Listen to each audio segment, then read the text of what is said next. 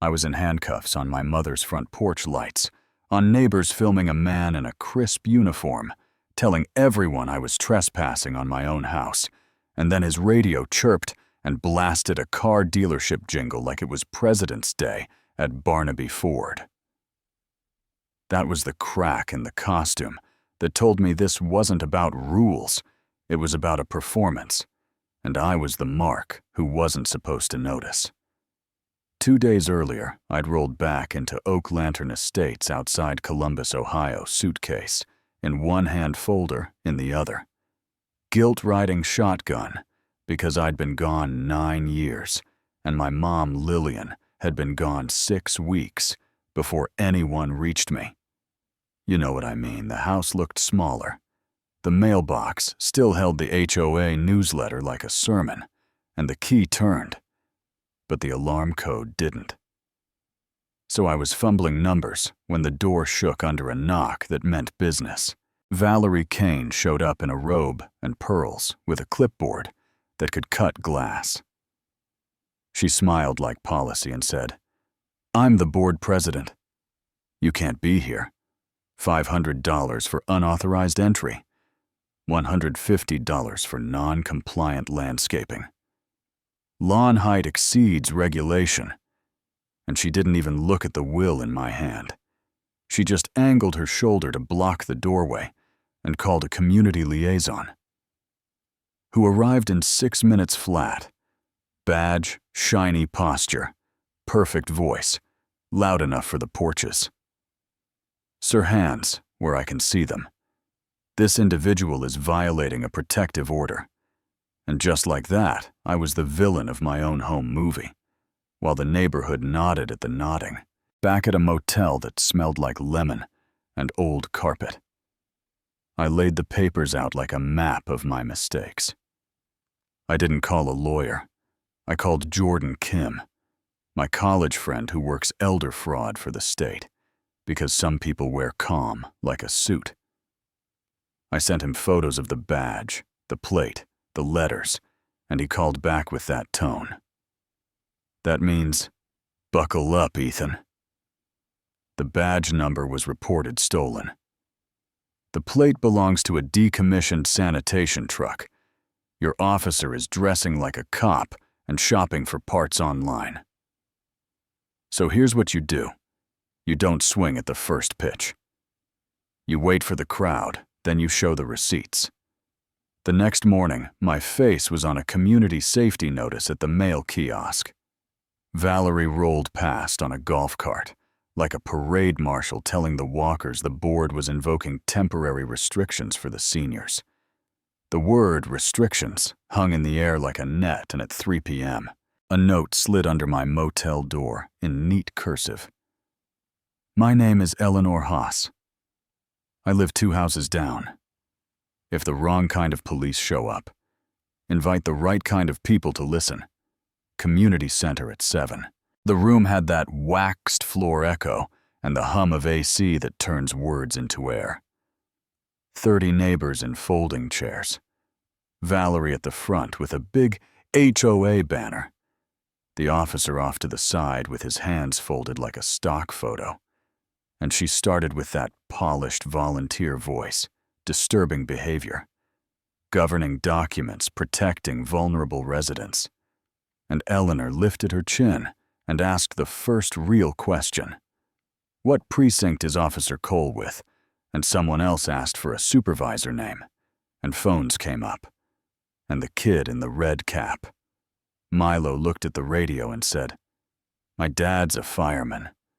His radio sounds different, and the officer thumbed his mic, and out came the dealership jingle. The room cracked with laughter that had relief baked in, and Valerie snapped phones away.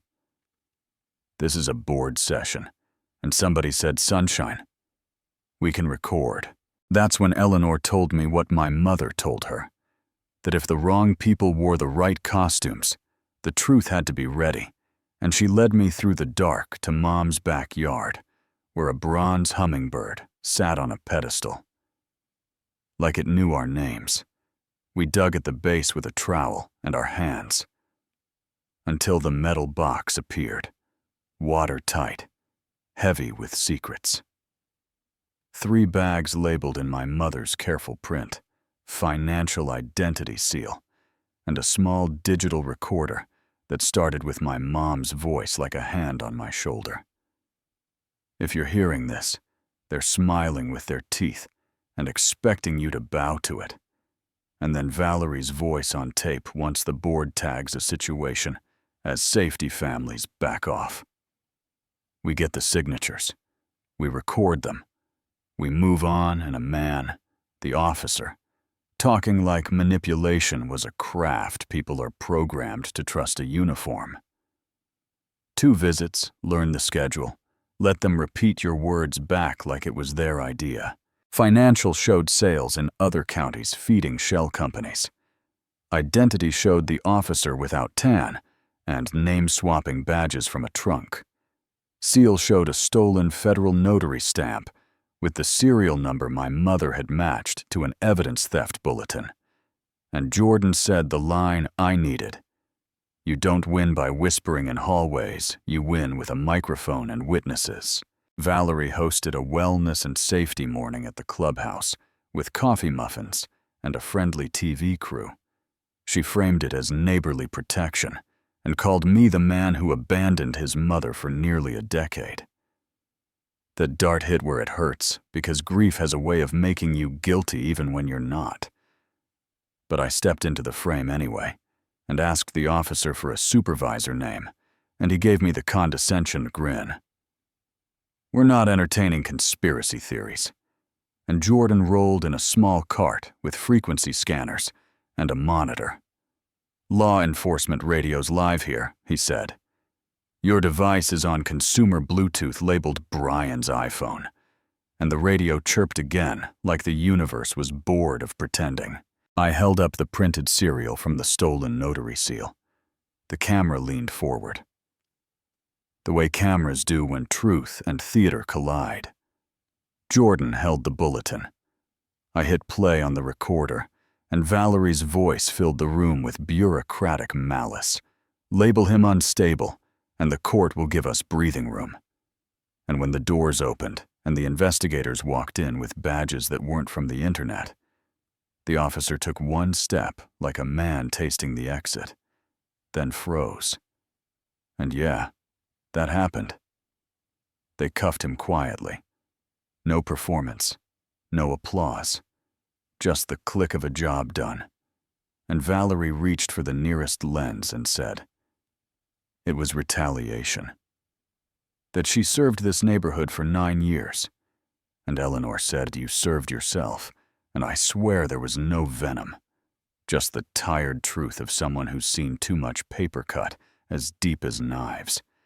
And when the investigator set the gleaming notary seal under a tiny evidence tent and read the charges, conspiracy to commit fraud, possession of stolen federal property, elder financial exploitation, Valerie went small and said I was protecting the community from people like you, and the cuffs closed on that sentence, and the room remembered how to breathe. I didn't celebrate. I didn't fist pump or make a speech. I just gave my name. Ethan Brooks, Lillian's son, and said the line that felt like a backbone.